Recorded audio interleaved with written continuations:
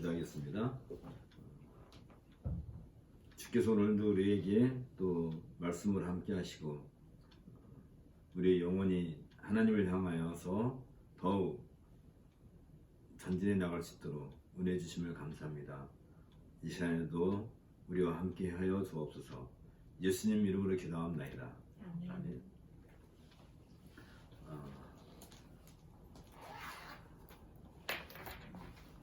골로새서 1장 13절부터 29절까지 이제 오늘 공부할 건데, 그런데 더 중요한 게 늘 있어요. 왜냐면 우리가 성경에 관해서 그동안 쭉 공부를 해오긴 했지만 좀 더 큰 그림을 먼저 보고 그 그림 속에 이제 작은 그림을 이렇게 보는 그런 훈련이 우리에게 늘 필요하거든요. 그러면 특별히 이 골로새서를 우리가 볼 때 지금 우리가 1절부터 12절까지 전반적인 흐름은 대강 정리가 됐지만 지금 13절부터는 정말 이 세상에서 그 누구도 해주지 않은 얘기를 13절부터 하는 거거든요. 이건 전 역사에 있어서 바울 사도가 이 이야기를 꺼내는 것은 아마 전 역사에 있어서 처음일 거고, 이후로도 이보다 더 이 내용을 이렇게 잘 이렇게 드러낸 게 없어요. 그래서 우리가 45페이지 거기 가서 13절부터 20절까지 먼저 그 내용을 잠깐 한번 읽어봅시다. 13절부터 20절까지 한번 읽어주세요. 그가 우리를 흑암의 권세에서 건져내사 그의 사랑의 아들의 나라로 옮기셨으니 그 아들 안에서 우리가 속량 곧 죄사함을 얻었도다. 그는 보이지 아니하는 하나님의 형상이시요 모든 피조물보다 먼저 나신 이시니 만물이 그에게 창조되되 하늘과 땅에서 보이는 것들과 보이지 않는 것들과 혹은 왕권들이나 주권들이나 통치자들이나 권세들이나 만물이 다 그로 말미암고 그를 위하여 창조되었고 또한 그가 만물보다 먼저 계시고 만물이 그 안에 함께 섰느니라. 그는 몸인 교회의 머리시라. 그가 근본이시요 죽은 자들 가운데서 먼저 나신 이시니 이는 친히 만물의 으뜸이 되려 하심이요 아버지께서는 모든 충만으로 예수 안에 거하게 하시고 그의 십자가의 피로 화평을 이루사 만물 곧 땅에 있는 것들이나 하늘에 있는 것들이 그로 말미암아 자기와 화목하게 되기를 기뻐하시니라. 네, 이게 이제 우주론적 기독론이라는 이제 그런 이제 이름을, 그러니까 이 내용을 이해하려고 그러면 이제 우주론적 기독론에 대한 그런 개념이 잡혀 있어야 이 얘기가 나오거든요. 여기서 가장 중요한 말이, 사실 바울은 여기서 가장 강조하고 싶은 구절이 뭐냐면 18절이거든요. 그는 몸인 교회의 머리시라. 이게 아주 획기적인 얘기거든요. 누가 이렇게 해본 적이 없어요, 이런 말을. 그는 몸인 교회의 머리시라. 그가 근본이요 죽은 자들 가운데서 먼저 나신 이시니 이는 친히 만물의 으뜸이 되려 하심이요. 만물. 그 만물은 또 뭘까요? 만물. 그리고 왜 바울은 이 이야기를 이렇게 서슴지 않고 하고 있을까? 그러니까 이걸 알려고 그러면 이 세상이 어떻게 만들어졌는지 그런 거 알아야 또 될 거잖아요. 만물의 으뜸이고 교회의 머리가 되신 분이지 이미. 그러려면 왜 이 이야기가 가능한 건지에 대해서 오늘 좀 그 얘기를 먼저 좀 얘기하려고 합니다. 그러려면 항상 우리가 이건 이제 성경 계시니까 모든 계시의 최고봉, 계시의 최정점에 있는 그 내용을 먼저 우리가 이해를 해야 돼. 당연히 우리가 계시의 최정점 그러면 당연히 예수 그리스도에 초점이 맞춰져야 되겠죠. 그런데 사실은 예수 그리스도께서 이 땅에 오셔서 십자가 죽으시고 부활하신 사실, 이게 이제 계시의 최정점이 한다면 그건 완성이거든요. 이 완성이 예수 그리스도의 십자가와 부활로 이렇게 이야기 되는 건데, 그러면 완성이 됐다는 것은 처음에 시작점이 있어야 될 거 아니에요. 시작. 그렇죠? 뭔가가 시작이 돼서 완성 또는 우리 성경에서는 이것을 성취라고 하죠. 신학적인 의미로서 성취를 한다면 최정점에서 성취가 되는 건데, 그런데 이런 것에 있어서 여기서 지금 바울은 얘기를 하냐면 교회, 몸인 교회의 머리고 만물의 머리, 요 머리라는 말을 강조하고 있거든요. 굉장히 이게 좀 강조화되어 있는 거잖아요. 그럴 때 이것이 다 성취와 완성과 거기 뭐가 있다고요? 예수님의 십자가 부활이 있다고 그랬잖아요. 그러면 왜 이게 필요하죠? 왜 예수님이 십자가에서 죽으셔야 되고 왜 부활하셔야 되죠? 근데 이게 문제라. 늘 이 내용이 예수님의 십자가 부활 이 내용이 바울은 무엇이라고 하냐면 이거 갖다가 복음이라고 이렇게 얘기하거든요. 이 복음의 내용은 이것에 대한 얘기란 말이지. 이걸 모르면 몸인 교회의 머리라든지 만물의 머리라든지 또 앞으로 우리가 이제 뭐 전개될 여러 가지 이야기에 대해서 이게 왜 그래야 되는지 이게 분명치 않아요. 그러면 이 계시, 모든 성경 계시의 최초의 시작 이렇게 해야 될까? 왜 이런 일이 나왔는지 했을 때 이것을 밝힐 수 있는 시작, 말하자면 계시의 최상의 상태로 주어진 계시가 창세기 1장 28절이에요. 이걸 알아야, 이게 열쇠야. 이것을 모르면 이 다음에 인류의 역사, 예수님의 인류의 역사가 시작되는 건데, 모든 그 인류의 역사가 시작이 되는 건데, 여기서부터. 그래서 어디까지 나가요? 쭉 나가면 종말까지 나가요. 종말. 그리고 예수님이 재림하시잖아요. 그러면 십자가와 부활과 승천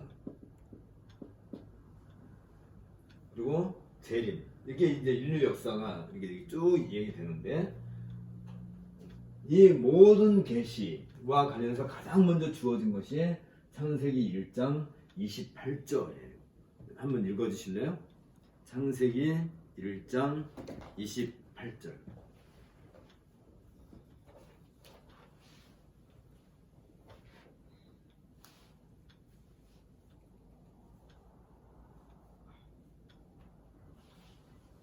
하나님이 그들에게 복을 주시며 하나님이 그들에게 이르시되 생육하고 번성하여 땅에 충만하라. 땅을 정복하라.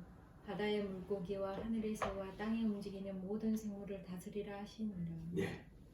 창세기 1장 28절이 에덴 동산에 있을 때 아담과 하와에게 하나님께서 명령하신 사명을 맡기신 거예요. 이걸 창세기 1장 28절은 아담, 이게 어떤 아담이에요?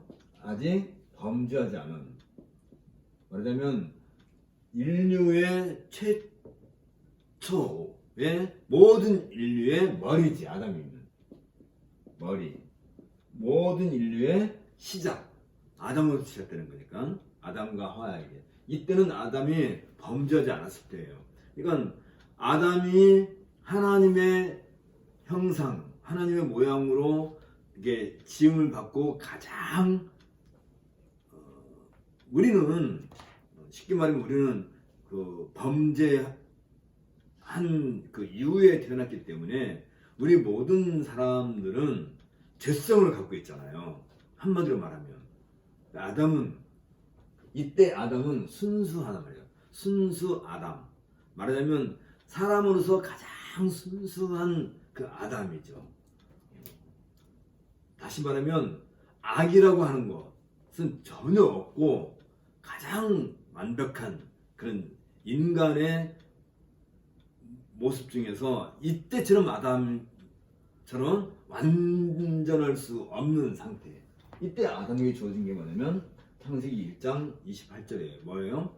생육하고 번성하여 땅에 충만하라. 그리고 이 모든 것을 다스리라 라고 했어요. 자, 생육하고 번성하려면 어떻게 해야 돼요? 아담과 하와가 한 몸이 돼야지. 가정을 이루어야지. 그래서 거기에서 뭘 해야 돼요? 자녀가 생산이 돼야죠. 그쵸? 출산을 해야 되잖아요. 그래서 생육하고 번성하는 거잖아요. 에덴 동산이라고 하는 것은 어떤 경계선이 따로 있는 게 아니라 아담이 거기에 뭐라고 그래요? 생육하고 번성하고 땅에 충만하는 거. 그러니까 충만하는데 충만은 뭐가 관련돼요? 다스려야 돼요. 다스림. 땅에 충만한데 사람이 다스릴지 모른다. 다스린다는 게 뭘 의미해요? 다스린다는 것은 왕이지, 왕. 왕권 같은 것을 이미 여기서 보여주고 있는 거잖아요. 근데 충만하기 위해서 뭘 한다고요? 생육하고 번성해. 그러면 아담과 하와가 한 가정을 이뤄야 돼. 가정. 그렇죠? 한 가정을 이루고 이 가정에서 아담과 하와가 부부가 되고 그 자녀가 출생하게 되면 이 가정이 곧 뭐가 되냐면 이 가정은 무엇을 위해서 존재하는 가정이 돼요? 창세기 1장 28절을 성취하기 위한 가정이 되는 거죠. 그렇죠? 그럼 이 안에서 이 창세기 1장 28절에 생육하고 번성하고 땅이 충만하고 이 모든 것을 다스리라 하는 그 하나님의 그 말씀을 아담은 그 말을 액면 그대로 이해하고 있을까요? 아니면 아담이 이 말이 무슨 말인가 못 알아들을까요? 우리는 못 알아들어요. 하나님께서 생육하고 번성하고 땅이 충만하고 다스리라 이렇게 말씀하셨을 때 우리는 이 말이 도대체 무슨 말인가 알아들을 재주가 없어요. 왜 알아들을 재주가 없어요? 우리는 죄성을 갖고 있어가지고 하나님의 말씀을 순수한 그 상태로 받아들일 그런 능력이 우리한테 없는 거예요. 자, 잘 생각하세요. 창세기 28장에 하나님이 말씀하셨어요. 뭐라고 말씀하셨어요? 생육하고 번성하여 땅에 충만하라 할 때 늘 제가 얘기했죠. 말씀은 뭐라고요? 말씀이 뭐예요? 로고스. 늘 기억나죠? 로고스는 누구예요? 성자. 이 성자가 로고스이신 그분이 말씀이 육신을 입은 게 뭐라고요? 성육신. 이 정도는 우리 다 알고 있는 거죠. 그 성육신 하신 분이 누구예요? 예수. 그러니까 예수라는 그 이름 속에는 이런 내용이 다는 거예요. 말씀이 곧 육신이 되어서 우리에게 보여주는 것이 예수님이에요. 그 예수님만이 하나님으로 제대로 보여줄 수 있는 유일한 길이에요. 말씀만이. 그러니까 이게 뭐라고 말씀하셨어요? 생육하고 번성하여 땅이 충만하라. 그리고 온 땅에 있는 모든 것을 다스리라. 하는 그 내용, 말의 그 내용은 누구예요? 그 말의 내용을 성취하는 것이 당연히 아담이 해야 될 일인데 아담이 그것을 하지 못했기 때문에 누가 오신 거예요? 예수님이 오신 거지. 예수님. 여기까지 이해가 되죠? 그럼 예수님이 이 말씀이야. 그러면 하나님 하신 이 말씀을 예수님은 성취할 수 있는 분이에요? 할 수 없는 분이에요? 예수님이 그 말씀 자체니까 예수님은 말 그 자체가 곧 실현이야. 어떻게 우리가 알아요? 하나님이 말씀하셨어요. 하나님이 가라사대 빛이 있으라 하심에 빛이 있어요. 말 그 자체가 곧 구현이고 실현이고 성취야.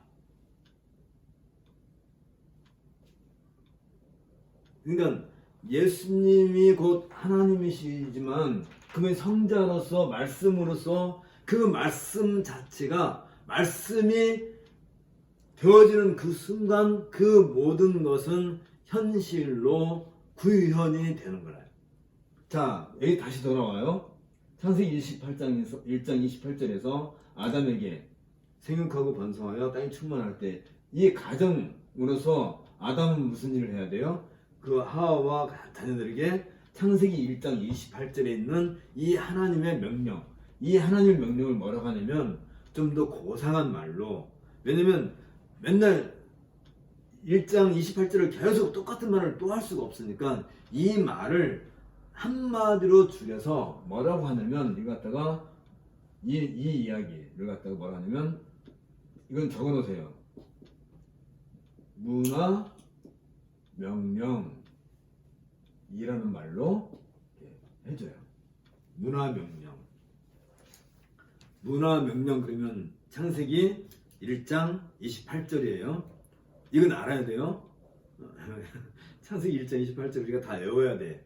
근데 그걸 계속 그 한 구절을 다 말하기가 어려우니까 그 말을 이 네 글자로 대신하는 거예요. 문화명령. 그러면 앞으로 문화명령 그러면 뭘 기억해야 된다고요? 창세기 1장 28절. 다시 한번 읽어봐. 이건 너무 중요한. 네.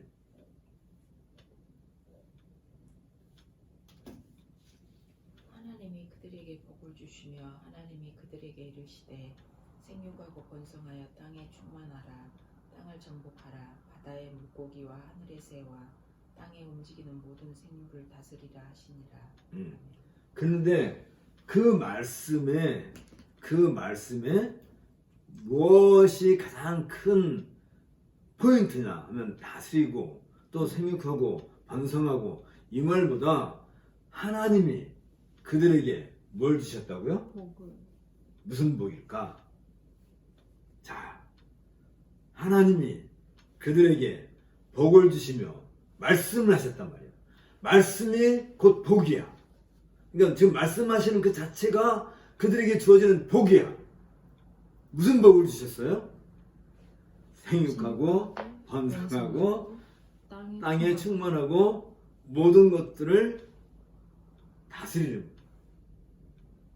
그 복을 주신 거야. 그게 복이야. 그러니까 문화명령은 뭐예요? 문화명령은 그건 뭐야? 복이야, 복. 그쵸?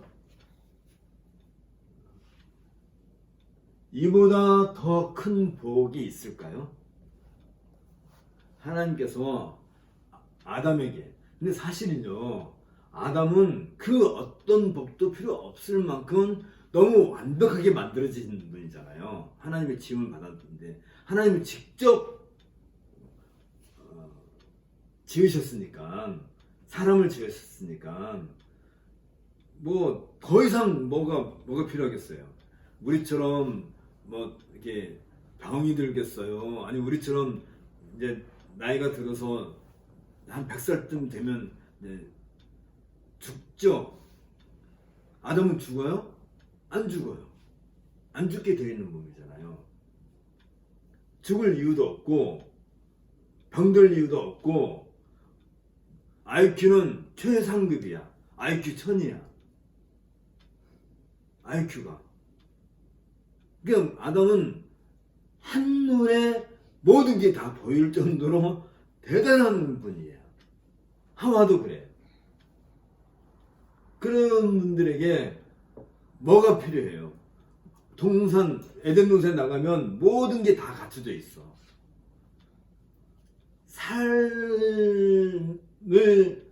우리가 삶을 유지하려고 그러면 우리는 나가서 일을 해야 되죠. 일을 해야 되고, 그건 언제부터 시작된 거예요? 아담이 범죄하고 난 이후에 그 일이 시작된 거지. 그 전까지는 우리가 먹고 살기 위해서 일을 하는 게 아니잖아요, 원래가. 그리고 아담에게는 이보다 더 완벽한 모든 여건이 다 갖춰진 이 이상의 것이 없단 말이에요. 근데 하나님이 그들에게 뭘 주셨다고요? 복을 주셨어요. 어떤 복? 생육하고 번성하고 충만. 그러니까 시험관 아기가 필요가 할까? 그런 것도 필요 없는 거야. 그냥 자녀도 얼마든지 낳을 수가 있고, 얼마든지 자녀를 낳았는데 얼마만큼 낳냐면 온 세상을 꽉 채울 만큼의, 충만케 할 정도의 그런 생산 능력을 갖고 있는 분이에요.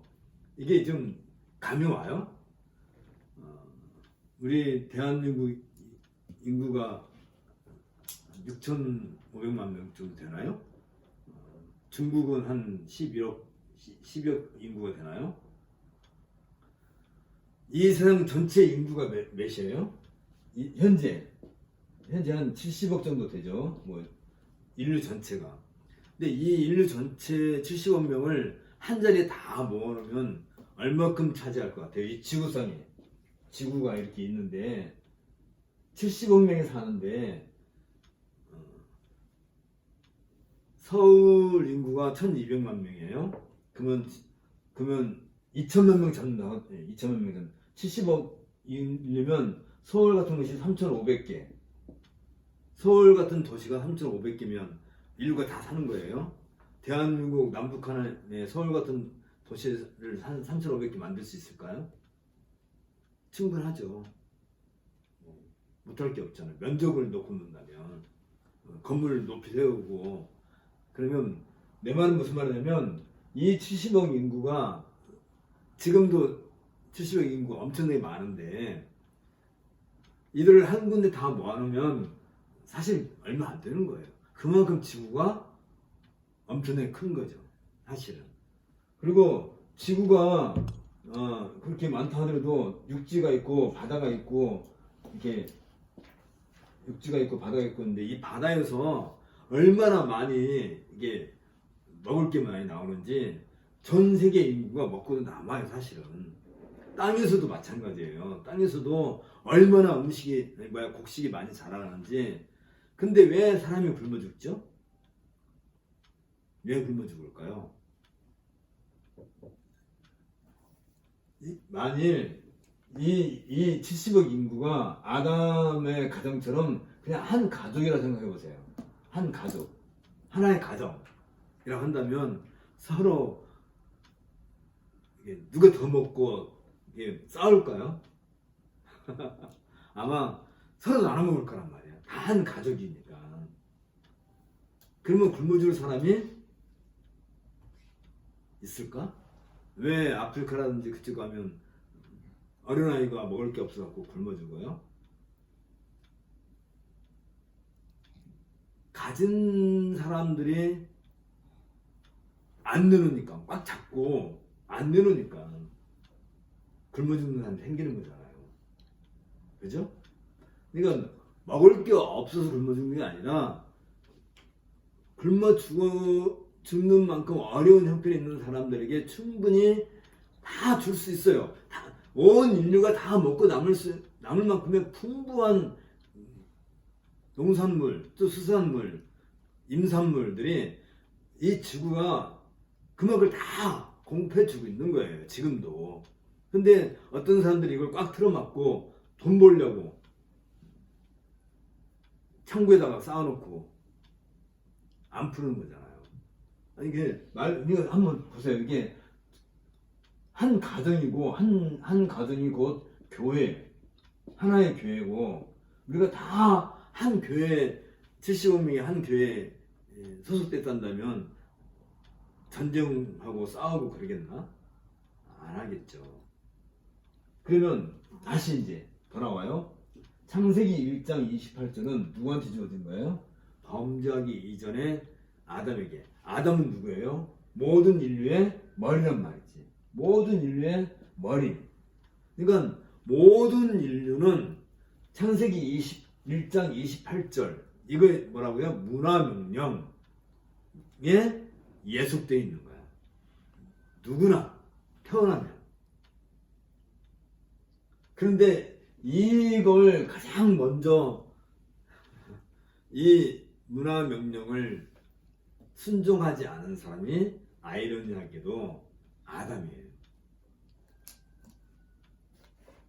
자녀가 생산되기도 전에, 출생하기도 전에 아담과 하와가 가장 먼저 이 문화명령을 받고 이 문화명령을 순종하고 시행을 해야 되는데 이걸 거역한 바로 아담이라는 거예요. 그러면 이 가정과 이 가정이 확정되면 교회고 이게 국가고 온 세상이 한 나라일 거 아니에요. 그렇죠?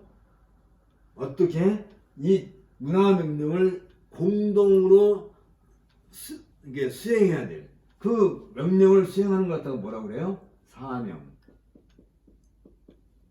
그러면 창세기 1장 28절은 인류의 사명이에요. 인류가 마땅히 해야 될 사명이에요. 그러니까 누구나 사람으로 태어났을 때는 아담의 머리지만 아담의 후손으로 태어났으니까 누구나 다 그들에게 주어진 첫 번째 명령이 뭐예요? 이거란 말이지. 문화명령이란 말이지. 그러니까 모든 인류는 태어나자마자 하나님께서 그들에게 명령하신 게 있어요. 사명을 주신 게 있어요. 그게 뭐라고요? 문화명령.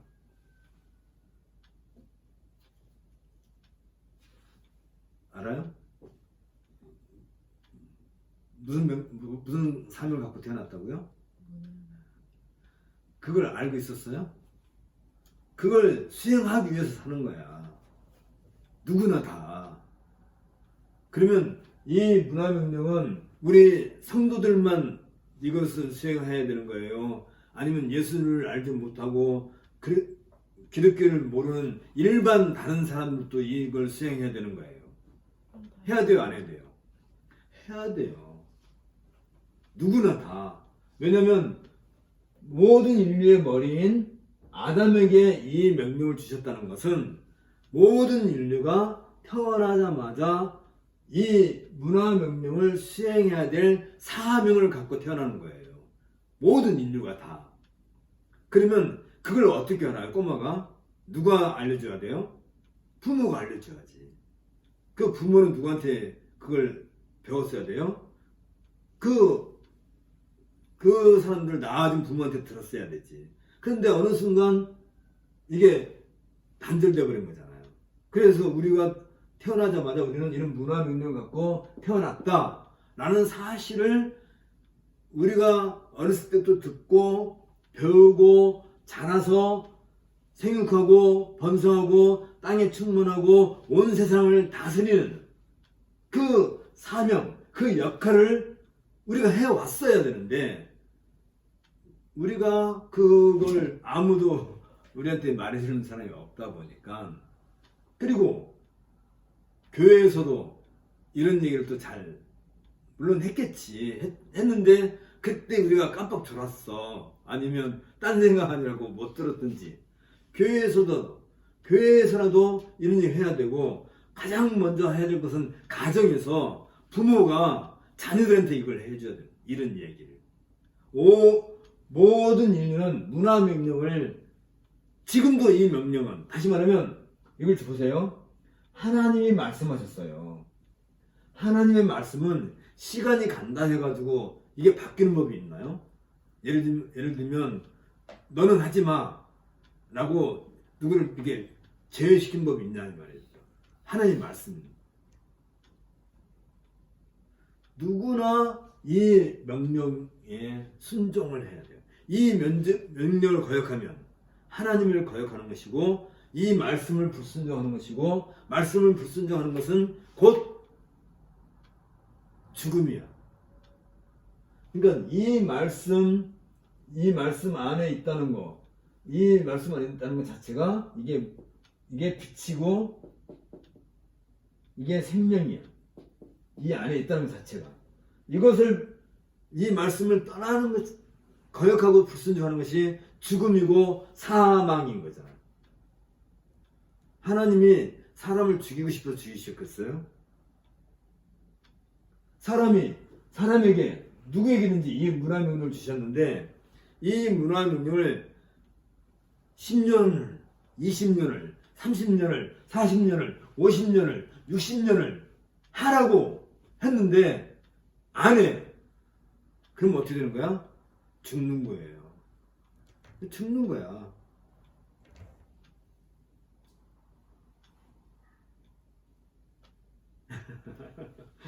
이상하지? 그 자체가 죽음이야. 이 문화명령을 몰라서, 아니 하나님 나는 그걸 몰랐어요. 모르는 것도 모르는 사람 책임이야. 나이가 들었으면 내가 왜 태어났는지, 내가 무엇을 해야 되는지 그 정도는 생각을 해야지. 나이가 20살 되면 약관이 되는 거고, 약관의 그 청년이 되면 나는 왜 살고 있는지 그 정도는 생각해야 되는 거 아니에요? 20살만 되면 옛날에도 어린 취급하고 약관이나 해가지고 뭐 요즘은 뭐 성인식 해갖고 뭐 하는데, 성인식이라는 것이 뭐 그냥 재미로 하는 게 아니라 아프리카 같은 데서도 보면 지금도 성인식 하는 경우가 있는데, 그 어떤 부족은 한 아이가 정상인 그 부족의 성인으로 대접받기 위해서 아주 혹독한 훈련을 거쳐야 돼요. 그걸 통과해야만 그 부족의 성인으로 그 아이를 받아준단 말이지. 그 전까지는 소년이었는데 이제는 청년으로 그 부족을 받아들이기 위해서 3일 동안 밀림에 들어가서 수행을 해야 돼. 어떤 사명을. 그걸 통과를 해야만 비로소 어른으로 받아들이는 것처럼 우리 인류가 이 문화 명령을 수행해야 될 그런 위치에 내가 서야 비로소 성인으로서 살아갈 거 아니에요. 그런 것을 갖고 있단 말이지. 그런데 이걸 아담과 하와가 하지 못했어요. 하지 못해서 어떤 결과가 생긴 거예요? 에덴 동산에서 추방을 당하는 거지. 그러면 이 창세기 1장 28절의 이 이야기는 아담을 통해서 성취가 되어야 될 건데, 아담이 이걸 수행을 해야 될 건데 아담이 결국은 하지 못하고 에덴에서 쫓겨났어요. 그러면 이 말씀은 성취가 돼야 되잖아요. 말씀이니까. 그래서 이 말씀이 직접 성육신이 되셔서 예수님이 오셔서 생육하고 번성하고 땅에 충만하고 온 세상을 다스리는 머리가 되는 머리. 다시 말하면 교회의 머리로서. 교회가 뭐라고요? 그러면 가정의 머리로서. 만물의 머리로서. 그러면 우리가 아까 골로새서 1장 18절에서 읽었던 바로 그 내용, 그의 몸인 교회의 머리시다, 그리고 만물의 머리시다 라고 한다는 것은 이게 지금 복음의 내용이에요. 바울이 이 이야기 할 때는 이 이야기의 배경에는 어디에서부터 시작된 거예요? 바로 이 아담의 불순종에서부터 시작된 거예요. 그래서 창세기 1장 28절 문화명령의 성취자가 된, 문화명령의 뭐라고요? 성취자. 문화명령의 성취자. 그러면 이 예수님을 가르쳐서, 이건 이제 아담이잖아요. 아담이 최초의 첫 사람이라 한다면 이 예수님을 가르쳐서 뭐라고 그래요? 바울은 이 예수님을 둘째 아담이라고 불러요. 왜 두 번째 아담이라고 이렇게 불렀을까? 이 첫 번째 아담은 불순종하고 결국은 죽음을 이 땅에 가져온 통로가 됐잖아요. 그러면 이 두 번째로 오신 아담, 이신 예수님은 말씀이 육신이 돼서 오신 분이라 말씀 그 자체이신 분이기 때문에 결국은 이 문화명령의 성취, 완성자가 되신다는 거예요. 다시 말하면 아담은 인류에게 뭘 갖다 줬어요? 죽음을 갖다 줬지만 두 번째 오신 이 아담은 인류에게 뭘 가져와요? 생명을 가져와요. 그러니까 아담에 의해서 모든 인류의 시조인 아담에 의해서 죽음이 들어와서 모든 인류가 죽었지만 둘째 아담으로 오신 그분은 교회의 머리로서 또 만물의 머리가 되심으로써 이 말씀 창세기 1장 28절에 이 하나님의 말씀을 성취 완성하시는 분으로서 뭘 가져오냐면 모든 인류에게 생명을 가져오신다. 생명.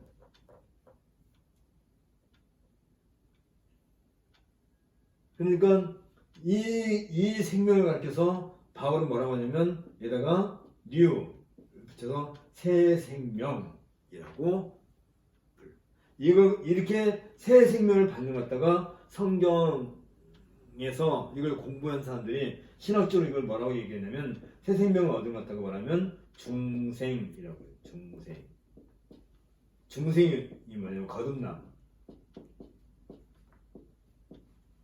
거듭났다. 중생했다. 니고데모라고 하는 랍비가 있었는데 예수님께 와서 어떻게 해야 영생을 얻을 수 있습니까? 라고 하니까 예수님께서 뭐라고 그래요? 물과 성령으로 거듭나지 않으면 안 된다. 그래서 뭘로 해야 돼요? 물, 또 성령, 물과 성령. 왜 물과 성령을 했을까? 물은 구약에서 물은 바다는 곧 죽음.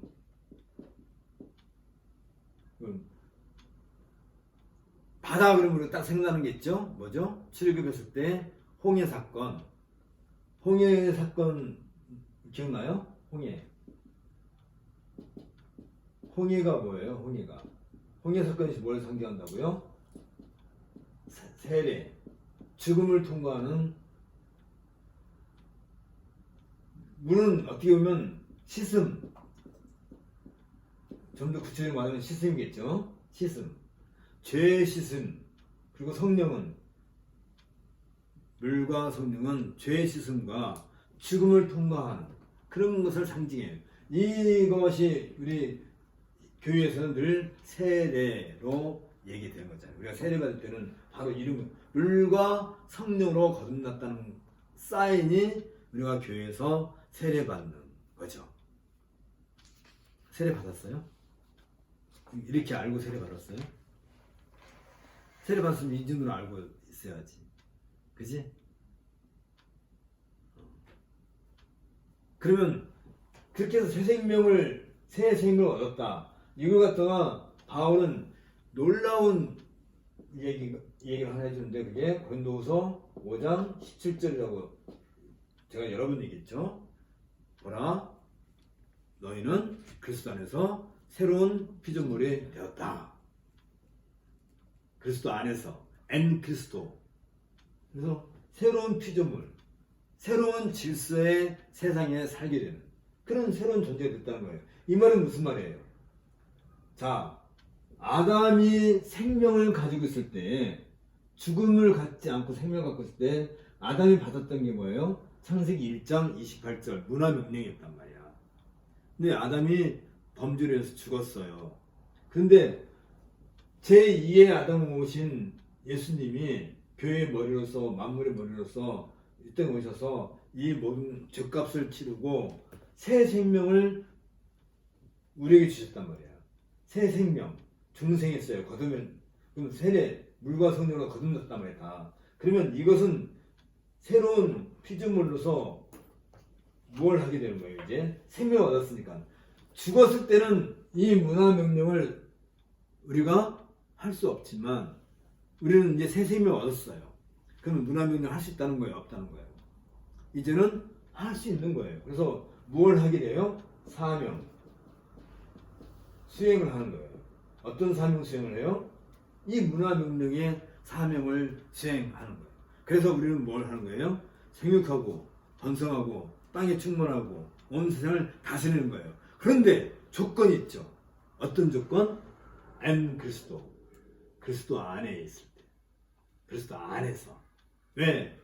그리스도께서 이 모든 것을 다 이루시는 분이기 때문에. 내가 하려고 하니까 힘든 거지.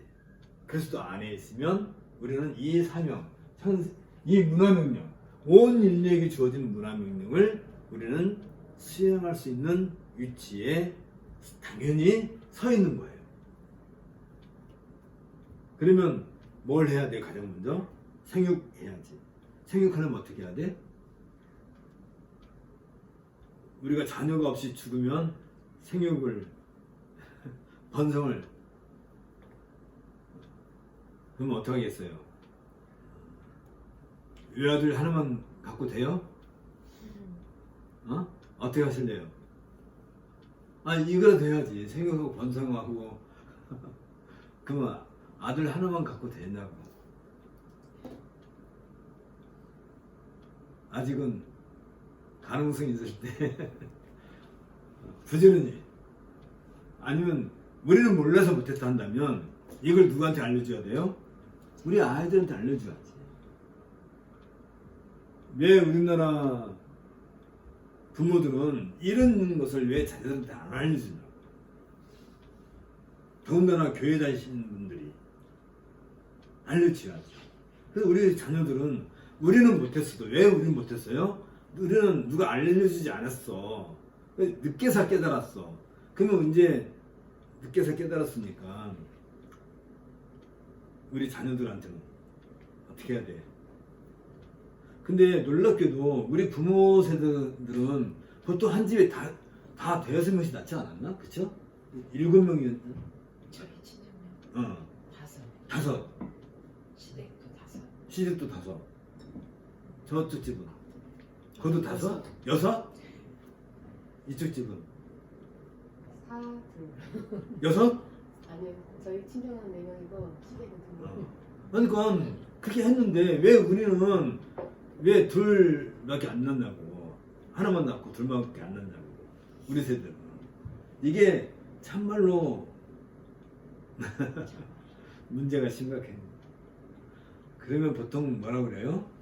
요즘에 애 하나 가르치는데 돈이 얼마나 많이. 아니 보세요.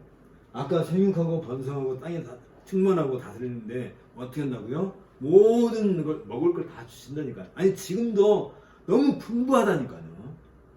근데 그 욕심 많은 사람들이 붙잡고 있으니까 문제지.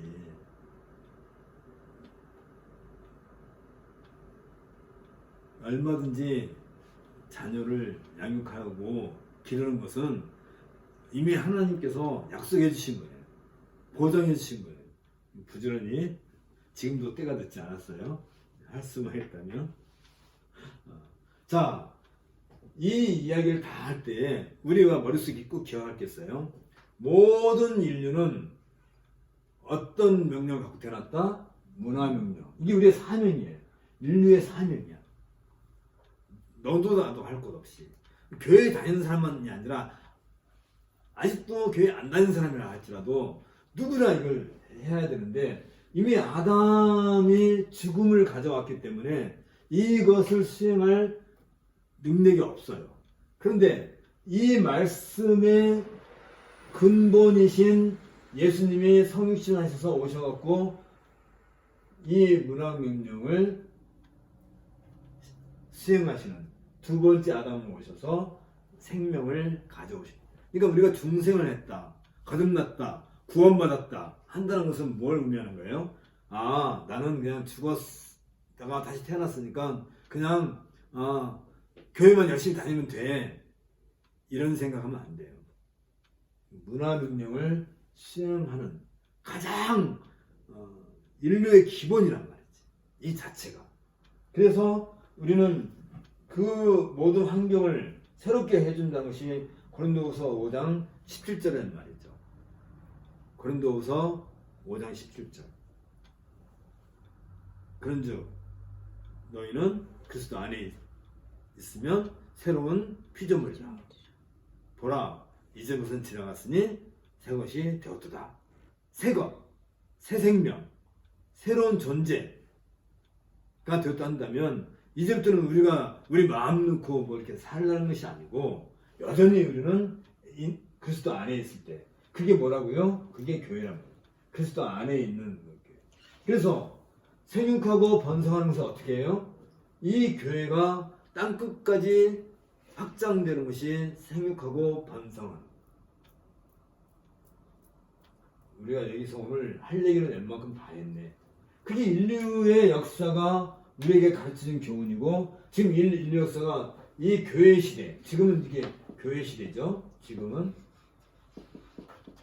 이 교회가 뭐예요? 그리스도의 교회, 그리스도의 몸이란 말이지. 몸. 그러면 이 교회를 그리스도의 몸이라 할 때 이 몸인 교회의 머리가 누구라고요? 이 머리가 곧 그리스도란 말이지. 그리스도가 그 머리란 말이지. 그러면 이 새 인류가 시작이에요. 새 인류. 이건 아담에 의해서 시작된 인류는 결국은 죽음으로 끝을 나지만 새 인류는 곧 생명으로 해서 이 생명을 갖고 어떻게 돼요? 예수님이 재림했을 때 우리는 가는 곳이 어디예요? 새하늘, 새 땅으로 이게 뭐예요? 이게 곧 천국이지. 우리는 천국을 소망하고 살 수 있는 새 인류가 되는 거예요. 자, 이제 이 이야기가 쭉 이제 56페이지부터 59페이지 그리고 이제 64페이지까지 있는 건데 다시 45페이지로 가서 우리가 성경 본문으로 다시 이제 읽어보십시다. 자, 이 말을 할 때에 1절부터 12절까지에 있어서 12절에서 무슨 일을 하냐면 우리로 하여금 빛 가운데서 성도의 기업의 부분을 얻기에 합당하게 하신 아버지께 감사하게 하시기를 원하노라 했을 때 성도의 기업이 뭐예요? 요 천국, 이게 기업이라는 기업. 인헤리턴스, 기업이라 할 때 기업 그러면 우리가 제일 먼저 생각하는 게 뭐예요? 출애굽한 이스라엘 백성들이 가나안 땅에 들어갈 때 하나님께서 그들에게 주신 약속의 땅이 구약 이스라엘 백성들의 기업인 것처럼 지금 교회 시대에 살고 있는 우리 성도들, 새 인류인 우리들에게 있어서 성도의 기업, 성도가 뭐예요? 성도. 구별된 백성이 성도죠. 구약에서는 이스라엘이 그 성도의 가장 기본 뜻이 어디에 있다고요? 출애굽기 19장 4, 5, 6절 하나님의 소유, 하나님의 백성, 그리고 하나님 여기서 그때 세 가지 얘기했죠. 기억나죠? 잠깐만, 이건 뭐 필요 없으니까 지우고. 하나님의 소유, 하나님의 보물, 또 제사장 나라. 이게 성도랍니다. 성도. 그럼 제사장 나라 할 때 가장 기억나는 게 뭐예요? 제사장. 늘 얘는 예배. 그래서 뭘 줘요? 성막, 성전. 이런 거죠. 그래, 이걸 갖다가 우리는 뭐라고 해요? 요걸 갖다가 구약의 교회라는 거예요. 이게 그대로 온 게 신약의 교회란 말이지. 그렇죠? 그러면 성도의 기업, 성도는 하나님의 소유고 하나님의 보물이고 여전히 제사장 나라로서 하나님을 예배하기 위해서 세상으로부터 구별된, 거룩이라는 뜻이 뭐라고 그랬어요? 성 할 때 성 자체 거룩이지. 구별시켰단 말이야. 세상으로부터 우리를 구별시켰어요. 성도가. 뭘 위해서 구별시켰어요? 하나님을 예배하기 위해서 구별됐다라고 했죠. 그래서 그렇게 하는 데 있어서 이것을 성도의 기업이 천국이라고 하는데, 이 천국을 우리가 누리게 하기 위해서 그 원인, 아니 그 모든 것을 결정적으로 하시는 것이 바로 이 얘기예요. 어떤 얘기? 그게 바로 13절부터 우리가 아까 읽었던 20절까지 얘기란 말이지. 그가 우리를 흑암의 권세에서, 흑암은 뭐예요? 죽음. 누가 가져왔어요? 아담. 그의 사랑의 아들의 나라로 옮기셨으니, 사랑의 아들의 나라가 어디예요? 여기 보세요. 이전까지는 흑암이야. 여기서부터는 하나님의 사랑하는 그 아들의 나라에 대한 이야기야. 이거 갖다 뭐라고 한다고요? The Kingdom of God. 하나님의 나라. 그게 우리한테 기업을 주었단 말이에요. 그러니까 결국은 예수 그리스도 안에 있음으로써 우리는 새하늘과 새 땅을 기업을 받게 누리게 되는 그 위치에 서게 된단 말이죠. 그래서 그걸 갖다가 뭐라고 하냐면 14절에 그 아들 안에서, 누구 안에서요? 그리스도 안에서, 그리스도 예수 안에서 우리가 속량 곧 죄사함을 얻었도다. 속량 하면 뭐예요? 제사. 죄사함도 제사. 아까 우리 얘기했죠? 죄사함이 뭐예요? 죄사함, 거듭남, 중생, 이게 다 같은 얘기지. 죄사함 너 여기 포함되고, 중생, 거듭남, 물과 성령으로 씻은, 이게 씻는 것 자체가 죄사함이라는 말이지. 그렇죠?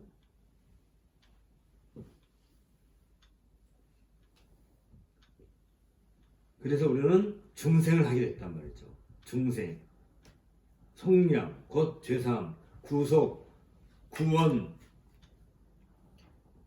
그다음에 뭐 중생, 거듭남, 죄사함 다 같은 말이란 말이죠. 그는 보이지 아니하는 하나님의 형상이시오 할 때, 이 하나님의 형상이라고 할 때 가장 먼저 떠올려야 될 게 뭐예요? 아까 내가 여부르는 분이 있죠. 아담. 근데 첫 번째 아담은 죽음을 가져왔고, 그는 보이지 아니하는 하나님의 형상이라고 할 때는 두 번째 아담. 오케이? 이제 말이 되죠? 그 두 번째 아담인데, 그분은 본래 어떤 분이냐 하면 모든 피조물보다 먼저 나신 분이라. 이게 지금 바울이 우리에게 좀 해주고 싶었던 어떤 모든 피조물. 다시 말하면 보세요. 이 창세기 1장 28절에 있기 전에 하나님이 무슨 일을 하세요? 온 만물을 창조하셨어요. 무엇을 가지고 창조하셨어요? 무엇으로? 말씀으로. 그래서 이 말씀은 온 우주 만물이 있기 전부터 이 말씀이 있었단 말이지. 그죠? 모든 피조물보다 먼저 나신 이란 말이에요. 누가? 예수 그리스도가. 그래서 16절에 만물이 그에게서 창조되되, 그러니까 이 모든 만물은 말씀으로 창조되다. 그 말은 똑같은 거죠. 하늘과 땅에서 보이는 것들과, 하늘과 땅에서 보이는 모든 것들과 보이지 않는 것들과, 혹은 왕권, 주권, 통치자들, 권세, 이건 영의 세력들이죠. 천사들, 또 악마도 이게 포함돼요.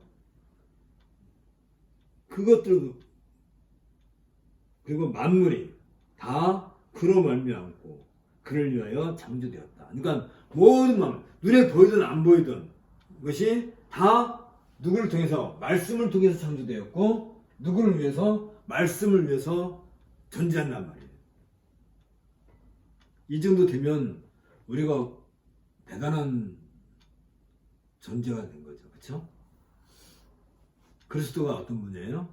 모든 만물을 있게 하였고, 모든 만물이 눈에 보이든 안 보이든 누구를 위해서 있어요? 그리스도를 위해서 있는데, 우리가 바로 그 그리스도의 몸이라 한다면 우리가 정말 대단한 위치에 서 있다는 것을 그 정도는 알아야 되는 거지. 그래서 또한 그가 만물보다 먼저 계시고 만물이 그 안에 함께 섰느니라. 이게 뭐라고요? Everything in Christ. 만유의 주. 이게 여기서 이제 만유의 주라는 얘기가 나온단 말이죠. 예수님이 만유의 주. 모든 것이 다 그로 말미암고 모든 것이 다 그 안에 있는 거예요. 그런 것을 가르쳐서 우리는 뭐라고 하느냐? 이건 이제 그 상태. 아이고 이건 좀 지웁시다. 이걸 가르쳐서 바울의 이 이야기, 지금 우리가 읽었던 이 이야기를 가르쳐서 뭐라고 하냐면 우주론적 기독론, 이 이야기를 지금 하고 있는 거예요. 모든 만물이 누구로 말미암아 존재해요? 그리스도로 말미암아 존재하고, 모든 만물은 누구를 위해서 존재해요? 그리스도를 위해 존재해요. 그러니까 그리스도는 온 우주, 이게 무엇과 관련된다고요? 만유의 주이시다. 만유의 주, 그리스도가. Everything in Christ. 만유의 주이신. 그러면 이 그리스도 안에 있다는 것은 더 이상 우리에게 필요한 것이 있을 필요가 없는, 더 이상 필요한 게 없든, 만유의 주이신 그분 안에 우리가 있다는 것만 해도 우리는 그것으로 충분한 것인데, 그러면 어떻게 해서 그런 만유의 주가 되고 머리가 되신다면 18절에 이게 핵심이죠. 그는 몸인 교회의 머리시라. 그가 근본이고, 아르케, 근본, 태초에 하나님이 세상을 창조하시니라 할 때 그 태초와 똑같은 말이에요. 근본. 죽은 자들 가운데서 먼저 나신 이시니 이는 친히 만물의 으뜸이 되려 하시며 할 때, 여기에서 중요한 것은 이 교회와 관련해서는 지금까지는 우주론적 기독론인데, 이 교회의 머리와 관련해서는 죽은 자, 이 십자가, 죽은 자에서 부활하셨던 첫 번째 죽은 자로부터 부활하신 머리가 되셨다. 이걸 가르쳐서 이 교회와 관련해서는 구원론적 기독론이라고 하는 거예요. 이걸. 오케이? 그러면 우주론적 기독론에서 뭐가 나와요?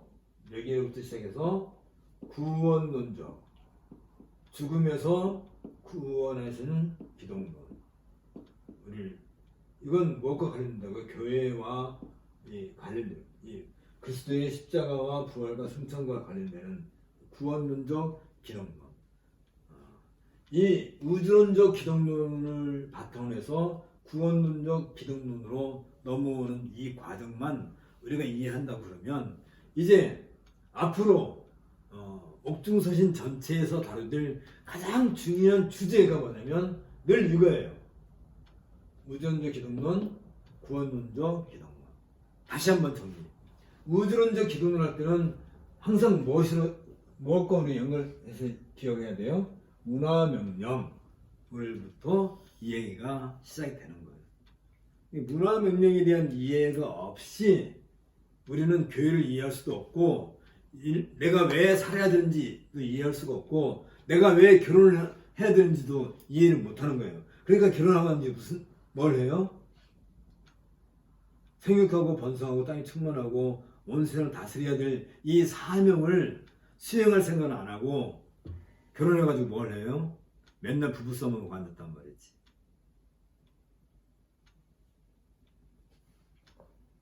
모르니까. 결혼을 하는 이유가 부부싸움하라고 결혼하는 게 아닌데, 왜 결혼하고 하는지, 죽고 못 살아서 결혼하고 하는지 왜 맨날 부부싸움하고 사냐 말이에요. 여기에요. 정작 해야 될 사명 안 하니까 쓸데없는 걸로 맨날 싸우고 그러는 거지.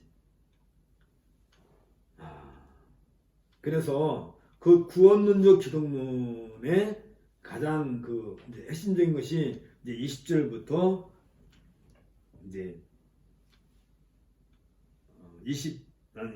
23절까지 이 얘기가 이제 구원론적 기독론과 관련된 얘기를 하는 거예요.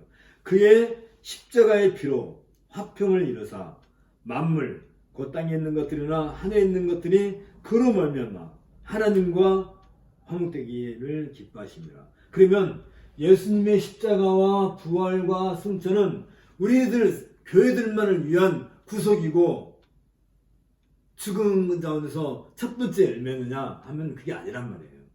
모든 만물. 그러니까 아담이 타락했을 때 아담만 타락한 게 아니라 모든 우주 만물도 다 타락을 한 거예요. 죄 가운데 빠진 거야.